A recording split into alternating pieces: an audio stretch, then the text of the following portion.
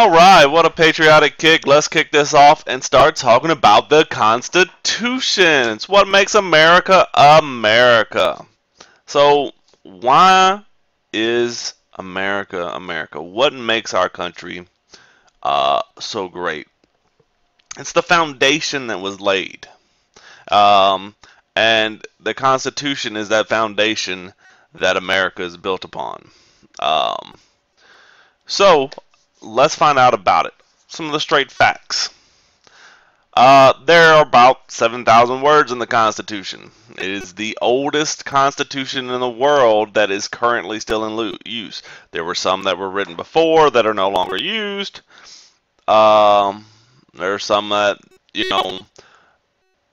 are used now that haven't been around as long. So, the Constitution, what makes it so great is that it is very flexible and that it is vague. So it can be translated to our current times and so forth. It's a three-headed dog. You have the Preamble, the Articles, and the Amendments. The Preamble is the introduction to the Constitution. The Articles is the body. There's 7 sections in this. It is the meat and potatoes of the Constitution. And then the amendments. The Constitution allows for changes, and so that is what that is. Even the first, which we'll talk about here in a little bit, is the Bill of Rights. So even right off the bat, they had to have some amendments. Alright, the Preamble, 52 words, states the purposes of government. This is that famous thing you hear, we the people. And, think about the very important words there at the beginning. Like I just mentioned, it's we the people. And the people are what gives the Constitution its power, what gives the government its power.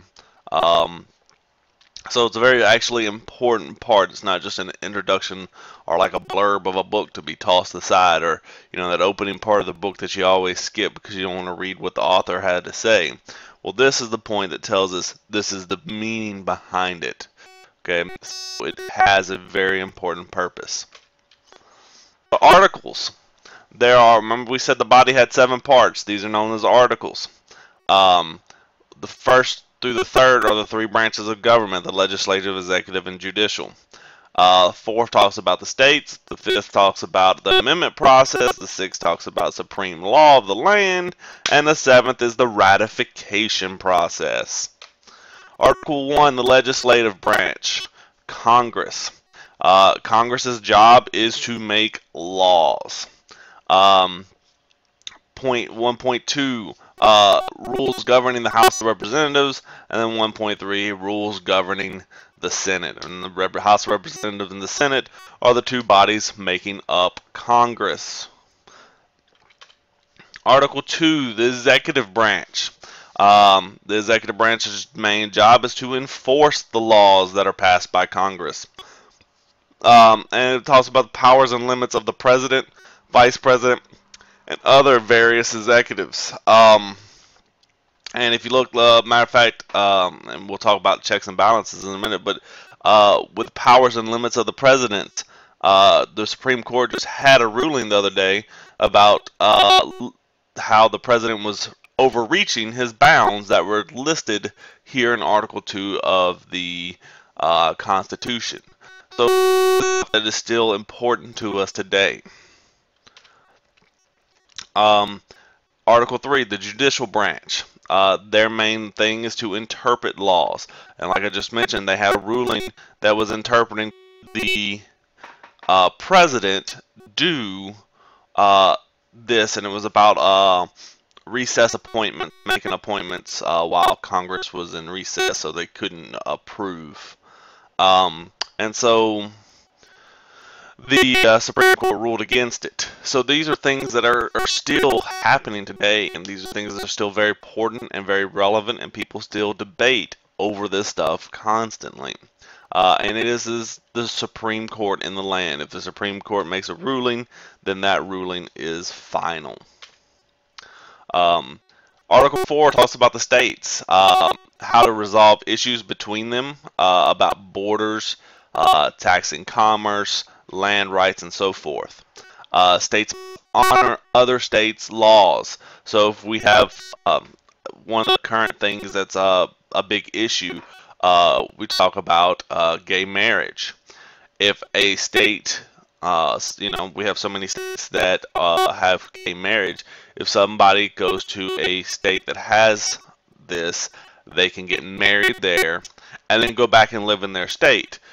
The state then has to uphold that state's laws because they were married in that state. Just like your driver's license, this is everybody understands. If I have a driver's license in the state of Louisiana, I can drive all over the country because I'm granted that by Louisiana. And the federal government promises to protect each state, even from other states, not only from outside people from other countries and so forth, but they also will protect us from each other. Article 5, the amendment process. Wanted it to be able to be amended, but they wanted it to be difficult. They didn't want people to be able to just walk up and say, "Oh, hey, I'm going to change the Constitution," at their will or just at any whim. But they wanted them to be able to do it if necessary, and that's why we have amendments. It gives states the right to call for a new constitutional convention to amend the Constitution. This has never been done. It's actually on the table. It's been on the table for a very long time. Every once in a while, a new state will approve, will agree to this, and then they'll count the numbers down. And I don't remember what the current number is at of people or of to have agreed to this constitutional convention. Article 6, general provisions.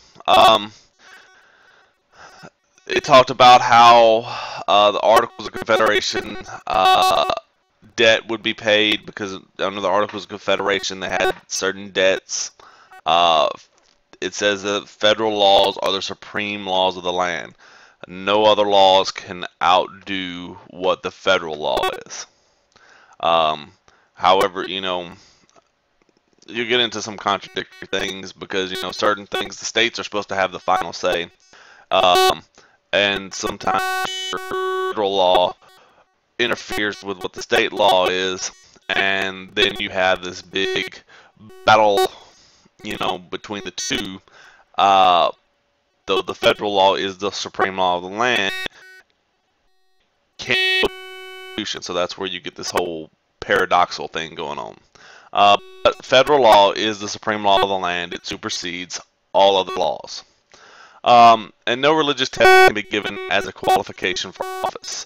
That anybody from any religion can have a test. And that was one of the big things was religious tolerance.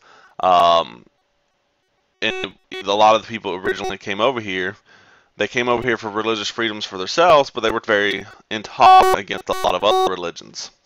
But eventually it became one of the main themes of America was religious tolerance, so that you can practice whatever your religion be, this religious freedom.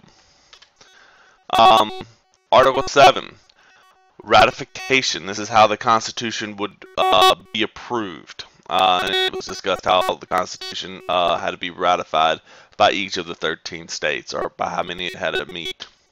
The amendments. There are 27 amendments that lays out the freedoms of citizens. First amended in 1791, last amended in 1992. It was that amendment was submitted in 1789. Any law changing the salary of Congress does not go into effect until the following session.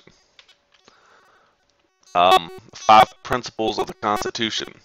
That there is limited government, popular sovereignty, federalism, separation of powers, and checks and balances. Alright, popular sovereignty. We the people. That's what that is people give the power to the government to rule. It came from the Enlightenment movement that the power or for government to rule comes from the consent of the people. Abraham Lincoln said, "Government of the people, by the people, for the people." Federalisms. it's how the powers are separated between the central government and the other smaller governments throughout, which are state governments, and then that trickles on down. Delegated powers. Powers clearly given to the federal government by the Constitution. Print money, declare war, make treaties. Concurrent powers. Powers that are shared by both the state and federal governments, so they both have these powers. Collect taxes, establish courts, make laws. And then reserved powers. Powers given to the state governments by the Constitution. This is something I was mentioning earlier. Conduct elections, ratify amendments, and so forth. Separations of powers. Powers are to be separated between each branch of the government. That's why we have legislative, executive, and judicial. And that ties on into the checks and balances that we'll talk about in a minute. This is to ensure the government does not become too powerful, because remember, they just got out of a tyrannical government and they did not want to get back into that, and they wanted a government to be kept in check. This came from the ideas of Montesquieu. Checks and balances. This takes the separation of powers to another level. Each branch can keep a watch on the other two to help keep their power levels in check. A huge thing about the president nowadays in general, not a specific one, but that the president keeps taking more and more power, especially our current president. But each current president always takes more than the last with these executive orders and stuff. And the other day, like I mentioned earlier, Obama had did some recess appointments, and back in 2012, and during this session of the Supreme Court, they ruled that those had been indeed against the Constitution, and that he couldn't do that. So they just checked, the Supreme Court checked the power of the president and brought it back down a little bit and kept it from getting beyond the level that it should be at. Examples: nominated judges, approve appointments, rule laws unconstitutional. These are other examples of checks and balances. Limited government. Government is supposed to be limited, if you think. And yes, compared to a lot of other governments, it's limited. But do you think, go back and look at how our government over time, would our forefathers today think that our government is limited? What do you think? Informal amendments. You have congressional action, Congress creating new regulations or laws that do not actually change the Constitution, like creating the FDA. Presidential action.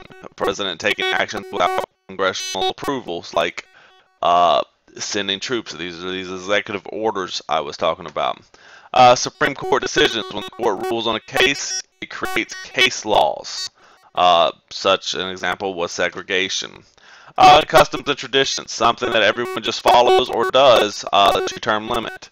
Everybody all the way to Roosevelt followed Washington's example of doing a two-term limit. Roosevelt took that further and did 4 terms, and so then they passed an amendment to fix that. The Bill of Rights is the first 10 amendments. It was in December 15, 1791. They said, hey, if we're going to ratify this, we're going to have this Bill of Rights, because we want these rights guaranteed. Because they didn't want to have to go through the same thing they saw England go through with, their monarchy and having to go and try to get the English Bill of Rights. These are the freedom of speech, religion, press, association, the right to bear arms, quartering of soldiers, which means you have to house soldiers, search and seizure warrants, rights of the accused, rights to a speedy trial, jury trial in some cases, excessive bail and punishment, rights retained by the people, and powers retained by the people. And then the rest of the amendments. Lawsuits against states, elections of presidents and vice presidents, abolition of slavery, civil rights, suffrage. Suffrage means your right to vote, despite race, income taxes, election of senators, prohibition, women's suffrage, terms of the Congress. That's that one I just mentioned. No, the repeal of prohibition. Limited presidency 2 terms is the one I just mentioned. Electors for D.C. for the Washington District Columbia area. Poll taxes, presidential disability and secession. For 18-year-old and congressional salaries, that's the one we mentioned earlier. So, what do you think is the most important part of the Constitution? Let me know. Until next time, deuces!